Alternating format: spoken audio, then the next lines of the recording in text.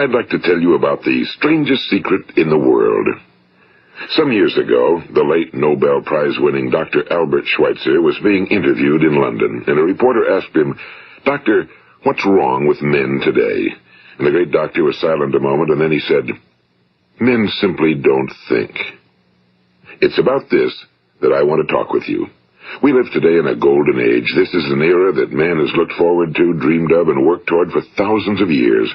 But since it's here, we pretty well take it for granted. We in America are particularly fortunate to live in the richest land that ever existed on the face of the earth, a land of abundant opportunity for everyone. But do you know what happens? Well, let's take 100 men who start even at the age of 25. Do you have any idea what will happen to those men by the time they're 65? These 100 men who all start even at the age of 25 believe they're going to be successful. If you asked any one of these men if he wanted to be a success, he'd tell you he did. And you'd notice that he was eager toward life, that there was a certain sparkle to his eye, an erectness to his carriage, and life seemed like a pretty interesting adventure to him. But by the time they're 65, 1 will be rich. 4 will be financially independent. 5 will still be working. 54 will be broke. Now think a moment. Out of the 100, only 5 make the grade. Now why do so many fail? What has happened to the sparkle that was there when they were 25? What's become of the dreams, the hopes, the plans? And why is there such a large disparity between what these men intended to do and what they actually accomplished? When we say about 5% achieve success, we have to define success. And here's the best definition I've ever been able to find. Success is the progressive realization of a worthy ideal. If a man is working toward a predetermined goal and knows where he's going, that man is a success. If he's not doing that, he's a failure. Success is the progressive realization of a worthy ideal. Rollo May, the distinguished psychiatrist, wrote a wonderful book called Man's Search for Himself. And in this book he says, the opposite of courage in our society is not cowardice. It is conformity. And there you have the trouble today. It's conformity, people acting like everyone else without knowing why, without knowing where they're going. Now think of it. In America right now, there are over 18 million people 65 years of age and older. And most of them are broke. They're dependent on someone else for life's necessities. Now, we learn to read by the time we're 7. We learn to make a living by the time we're 25. Usually by that time, we're not only making a living, we're supporting a family. And yet by the time we're 65, we haven't learned how to become financially independent in the richest land that has ever been known. Why? We conform. And the trouble is that we're acting like the wrong percentage group, the 95 who don't succeed. Now, why do these people conform? Well, they really don't know. These people believe that their lives are shaped by circumstances, by things that happen to them, by exterior forces. They're outer-directed people. A survey was made one time that covered a lot of men, working men, and these men were asked, "Why do you work? Why do you get up in the morning?" 19 out of 20 had no idea. If you ask them, they'll say, well, everyone goes to work in the morning, and that's the reason they do it, because everyone else is doing it.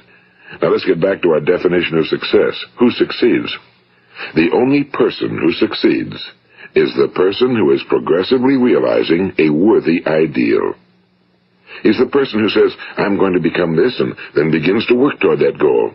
I'll tell you who the successful people are. A success is the school teacher who's teaching school because that's what he or she wants to do. The success is the woman who's a wife and mother because she wanted to become a wife and mother and is doing a good job of it. The success is the man who runs the corner gas station because that was his dream. That's what he wanted to do. The success is the successful salesman who wants to become a top-notch salesman and grow and build with his organization. A success is anyone who is doing deliberately a predetermined job because that's what he decided to do deliberately. But only 1 out of 20 does that. That's why today there isn't really any competition unless we make it for ourselves. Instead of competing, all we have to do is create. You know, for 20 years, I looked for the key which would determine what would happen to a human being. Was there a key I wanted to know which would make the future a promise that we could foretell to a large extent? Was there a key that would guarantee a person's becoming successful if he only knew about it and knew how to use it? Well, there is such a key, and I've found it. Have you ever wondered why so many men work so hard and honestly without ever achieving anything in particular, and others don't seem to work hard and yet seem to get everything? They seem to have the magic touch. You've heard them say that about someone. Everything he touches turns to gold. And have you ever noticed that a man who becomes successful tends to continue to become successful? And on the other hand, have you noticed how a man who's a failure tends to continue to fail? Well, it's because of goals. Some of us have goals, some don't. People with goals succeed because they know where they're going. It's that simple. Think of a ship leaving a harbor, and think of it with the complete voyage mapped out and planned. The captain and crew know exactly where it's going and how long it'll take. It has a definite goal. Now, 9,999 times out of 10,000, it will get to where it started out to get. Now, let's take another ship, just like the first, only let's not put a crew on it or a captain at the helm. Let's give it no aiming point, no goal, no destination. We just start the engines and let it go. I think you'll agree with me that if it gets out of the harbor at all, it will either sink or wind up on some deserted beach, a derelict. It can't go anyplace because it has no destination and no guidance, and it's the same with a human being. Take the salesman, for example. There's no other person in the world today with the future of a good salesman. Selling is the world's highest paid profession, if we're good at it, and if we know where we're going. Every company needs top-notch salesmen, and they reward those men. The sky's the limit for them. But how many can you find? Someone once said the human race is fixed, not to prevent the strong from winning, but to prevent the weak from losing. The American economy today can be likened to a convoy in time of war. The entire economy is slowed down to protect its weakest link, just as the convoy had to go at the speed that would permit its slowest vessel to remain in formation. That's why it's so easy to make a living today. It takes no particular brains or talent to make a living and support a family today. So we have a plateau of so-called security, if that's what a person's looking for. But we do have to decide how high above this plateau we want to aim. Now let's get back to the strangest secret in the world, the story that I wanted to tell you today. Why do men with goals succeed in life and men without them fail? Well, let me tell you something which, if you really understand it, will alter your life immediately. If you understand completely what I'm going to tell you from this moment on, your life will never be the same again. You will suddenly find that good luck just seems to be attracted to you. The things you want just seem to fall in line, and from now on you won't have the problems, the worries, the gnawing lump of anxiety that perhaps you've experienced before. Doubt, fear, well, they'll be things of the past. Here's the key to success and the key to failure. We become what we think about. Now let me say that again. We become what we think about. Throughout all history, the great wise men and teachers, philosophers and prophets have disagreed with one another on many different things. It's only on this one point that they are in complete and unanimous agreement. Listen to what Marcus Aurelius, the great Roman emperor, said. A man's life is what his thoughts make of it. Disraeli said this, everything comes if a man will only wait. I've brought myself by long meditation to the conviction that a human being with a settled purpose must accomplish it, and that nothing can resist a will that will stake even existence for its fulfillment. Ralph Waldo Emerson said this, a man is what he thinks about all day long. William James said, the greatest discovery of my generation is that human beings can alter their lives by altering their attitudes of mind. And he also said, we need only in cold blood act as if the thing in question were real, and it will become infallibly real by growing into such a connection with our life that it will become real. It will become so knit with habit and emotion that our interest in it will be those which characterize belief. And he also said, if you only care enough for a result, you will almost certainly attain it. If you wish to be rich, you will be rich. If you wish to be learned, you will be learned. If you wish to be good, you will be good. Only you must then really wish these things and wish them exclusively, and not wish at the same time 100 other incompatible things just as strongly. In the Bible, you read in Mark 9:23, if thou canst believe, all things are possible to him that believeth.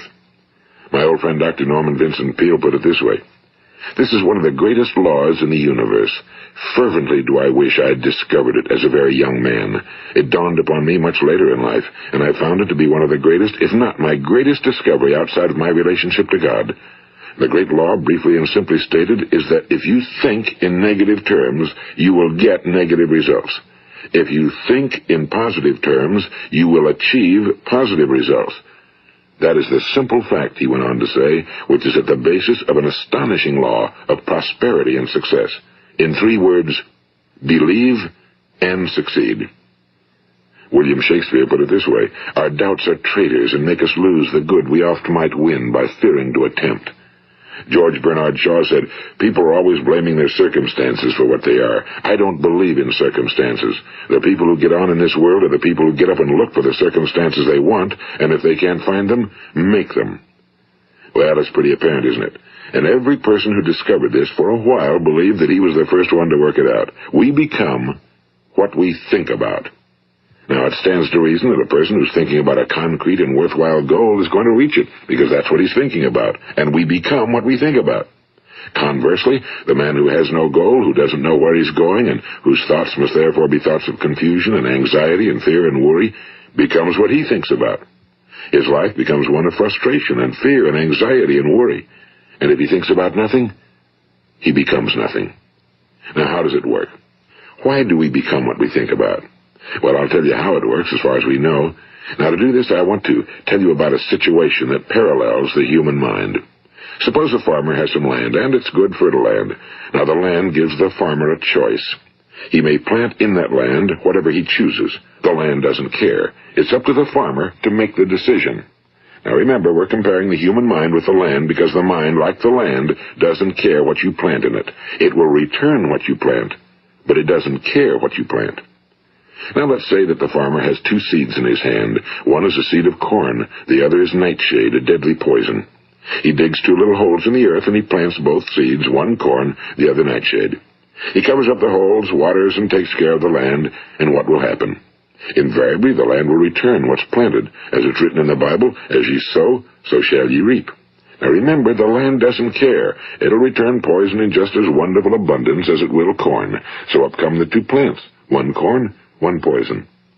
Now, the human mind is far more fertile, far more incredible and mysterious than the land, but it works the same way. It doesn't care what we plant. Success, failure. A concrete, worthwhile goal, or confusion. Misunderstanding, fear, anxiety, and so on. But what we plant, it must return to us. You see, the human mind is the last great unexplored continent on Earth. It contains riches beyond our wildest dreams. It will return anything we want to plant. Now, you might say, well, if that's true, why don't people use their minds more? Well, I think they figured out an answer to that one, too. Our mind comes as standard equipment at birth. It's free, and things that are given to us for nothing we place little value on. Things that we pay money for, we value. The paradox is that exactly the reverse is true. Everything that's really worthwhile in life came to us free. Our minds, our souls, our bodies, our hopes, our dreams, our ambitions, our intelligence, our love of family and children and friends and country, all these priceless possessions are free. But the things that cost us money are actually very cheap and can be replaced at any time. A good man can be completely wiped out and make another fortune. He can do that several times.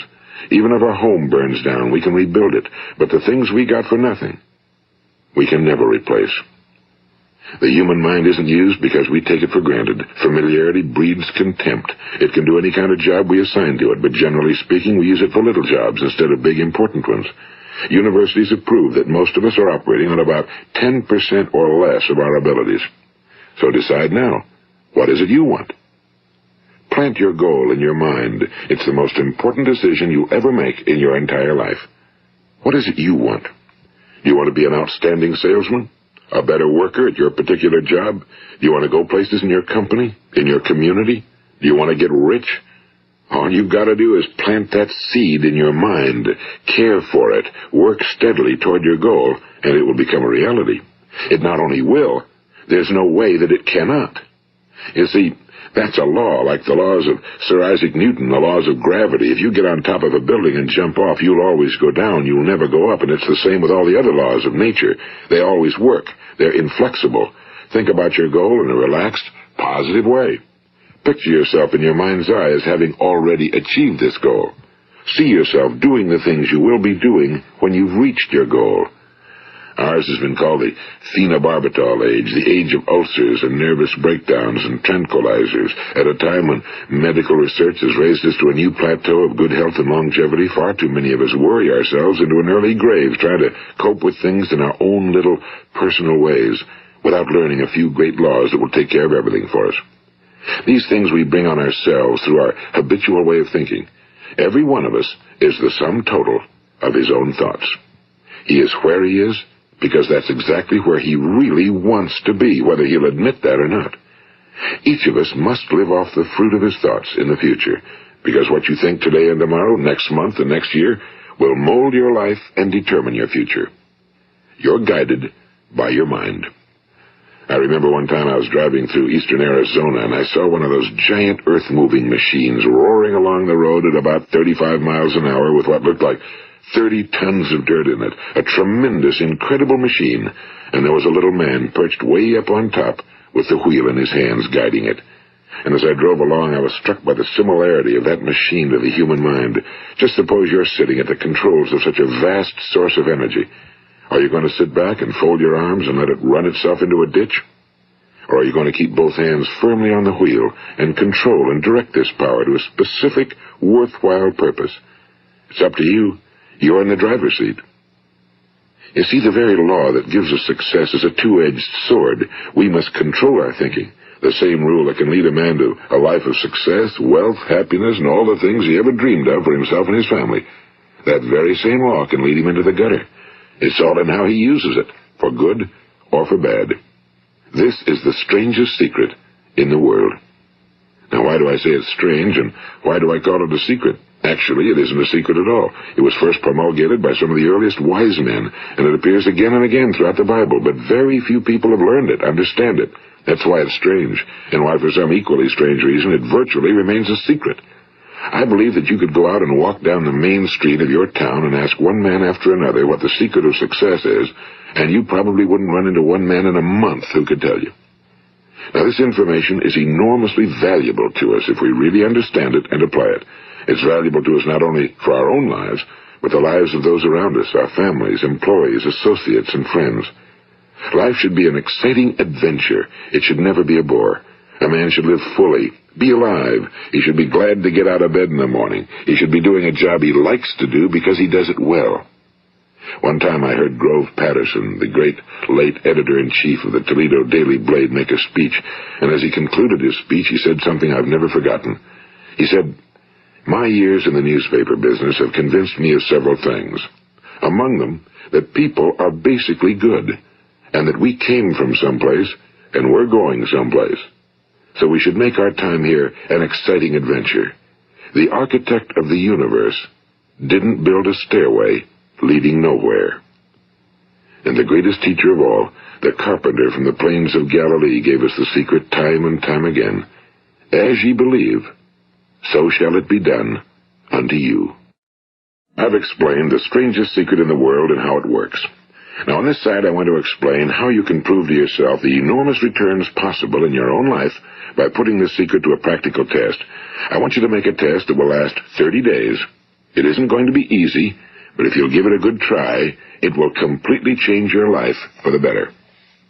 Now, back in the 17th century, Sir Isaac Newton, the English mathematician and natural philosopher, gave us some natural laws of physics which apply as much to human beings as they do to the movement of bodies in the universe. And one of these laws is that for every action, there is an equal and opposite reaction. Simply stated, as it applies to you and me, it means we can achieve nothing without paying the price. The results of your 30-day experiment will be in direct proportion to the effort you put forth. To be a doctor, you must pay the price of long years of difficult study. To be successful in selling, and remember that each of us succeeds to the extent of his ability to sell. Selling our families on our ideas, selling education in schools, selling our children on the advantages of living the good and honest life, selling our associates and employees on the importance of being exceptional people. To, of course, the profession of selling itself. But to be successful in selling our way to the good life, we must be willing to pay the price. And what is that price? Well, it's many things. First, it's understanding emotionally, as well as intellectually, that we literally become what we think about, that we must control our thoughts if we're to control our lives. It's understanding fully that as ye sow, so shall ye reap.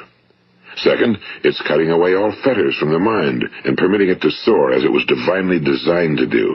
It's the realization that your limitations are self-imposed and that the opportunities for you today are enormous beyond belief. It's rising above narrow-minded pettiness and prejudice.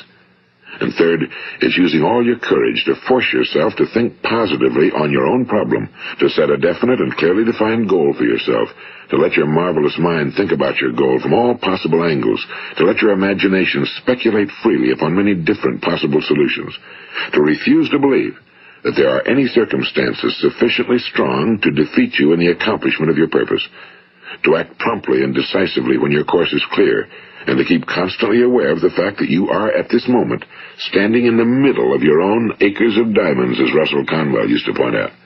And fourth, save at least 10% of every dollar you earn. It's also remembering that no matter what your present job, it has enormous possibilities, if you're willing to pay the price. Now let's just go over the important points in the price each of us must pay to achieve the wonderful life that can be ours. It is, of course, worth any price. 1. You will become what you think about. 2. Remember the word imagination and let your mind begin to soar. 3. Courage. Concentrate on your goal every day. 4. Save 10% of what you earn. And 5. Action. Ideas are worthless unless we act on them. Now, I'll try to outline the 30-day test I want you to make. Keep in mind that you have nothing to lose by making this test and everything you could possibly want to gain. There are 2 things that may be said of everyone.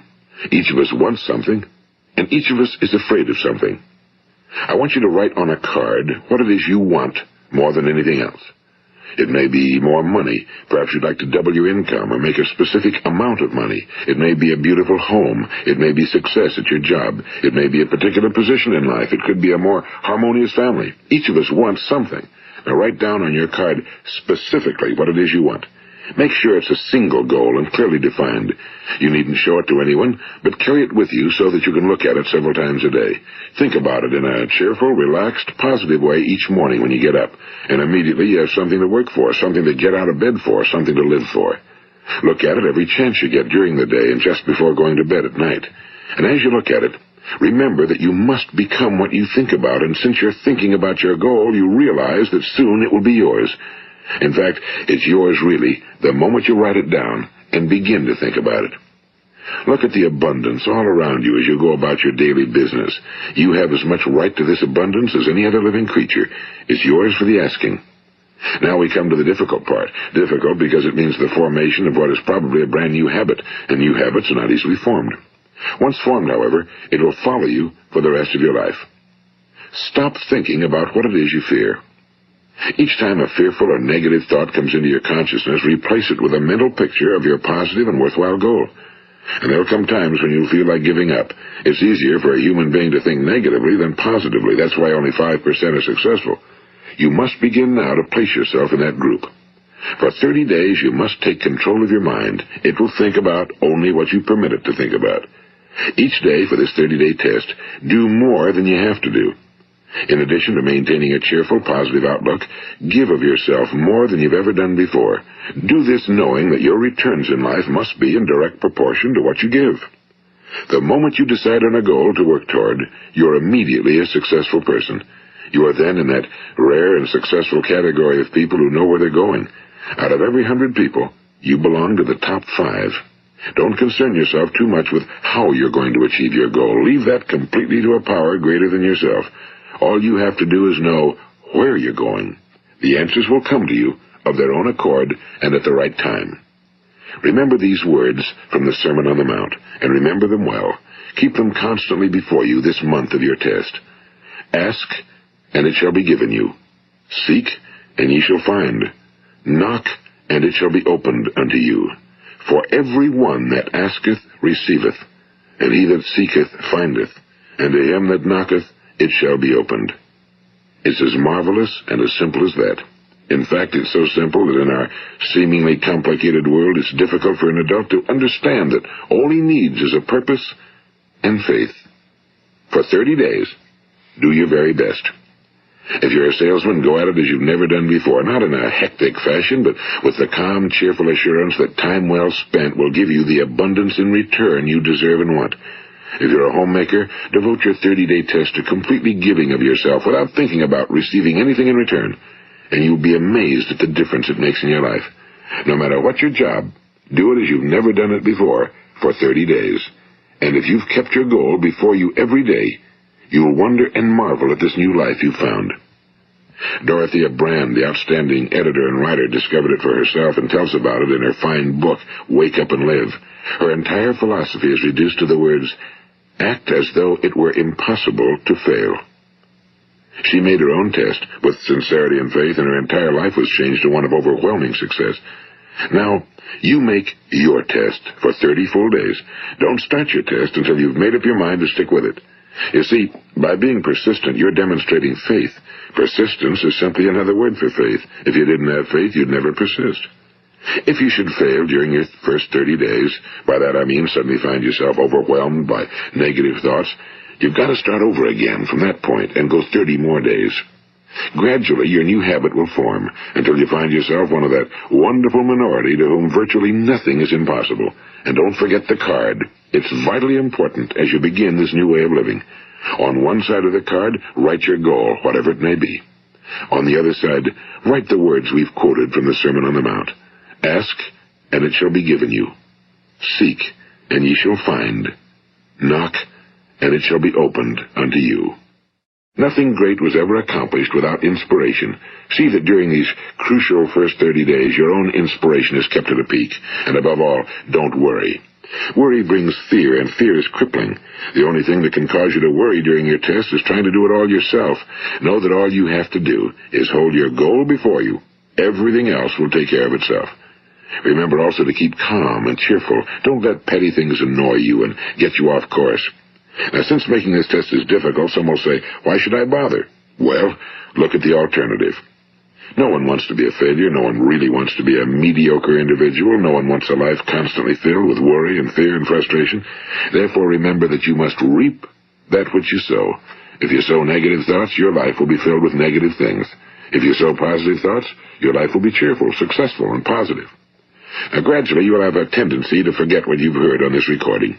Play it often. Keep reminding yourself of what you must do to form this new habit. Gather your whole family around at regular intervals and listen to what's been said here. You know, most men will tell you that they want to make money without understanding the law. The only people who make money work in a mint. The rest of us must earn money. This is what causes those who keep looking for something for nothing or a free ride to fail in life. The only way to earn money is by providing people with services or products which are needed and useful. We exchange our time and our product or service for the other man's money.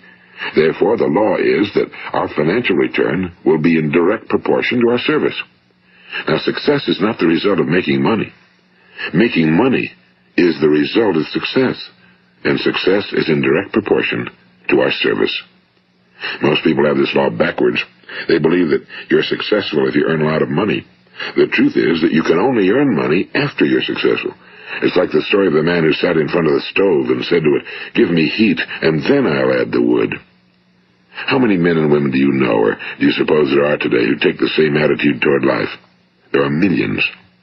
We've got to put the fuel in before we can expect heat. Likewise, we've got to be of service first before we can expect money. Don't concern yourself with the money. Be of service. Build, work, dream, create. Do this and you'll find there's no limit to the prosperity and abundance that will come to you. Prosperity, you know, is founded upon a law of mutual exchange. Any person who contributes to prosperity must prosper in turn himself. Sometimes the return will not come from those you serve, but it must come to you from someplace, because that's the law. For every action, there is an equal and opposite reaction. As you go daily through your 30-day test period, remember that your success will always be measured by the quality and quantity of service you render, and money is a yardstick for measuring this service. No man can get rich himself unless he enriches others. Now, there are no exceptions to a law. You can drive down any street in America and from your car estimate the service that's being rendered by the people living on that street. Had you ever thought of this yardstick before? It's interesting. Some, like ministers and priests and other devoted people, measure their returns in the realm of the spiritual, but again, their returns are equal to their service. Once this law is fully understood, any thinking person can tell his own fortune. If he wants more, he must be of more service to those from whom he receives his return. If he wants less, he has only to reduce his service. This is the price you must pay for what you want. If you believe you can enrich yourself by deluding others, you can end only by deluding yourself. It may take some time, but just as surely as you breathe, you'll get back what you put out. Don't ever make the mistake of thinking you can avert this. It's impossible. The prisons and the streets where the lonely walk are filled with people who tried to make new laws just for themselves. We may avoid the laws of man for a while, but there are greater laws that cannot be broken. An outstanding medical doctor recently pointed out 6 steps that will help you realize success. 1. Set yourself a definite goal. 2. Quit running yourself down. 3. Stop thinking of all the reasons why you cannot be successful and instead think of all the reasons why you can. 4. Trace your attitudes back through your childhood and try to discover where you first got the idea you couldn't be successful, if that's the way you've been thinking. 5. Change the image you have of yourself by writing out a description of the person you would like to be. And 6. Act the part of the successful person you have decided to become. The doctor who wrote those words is a noted West Coast psychiatrist, Dr. David Harold Fink. Do what the experts since the dawn of recorded history have told you you must do. Pay the price by becoming the person you want to become. It's not nearly as difficult as living unsuccessfully.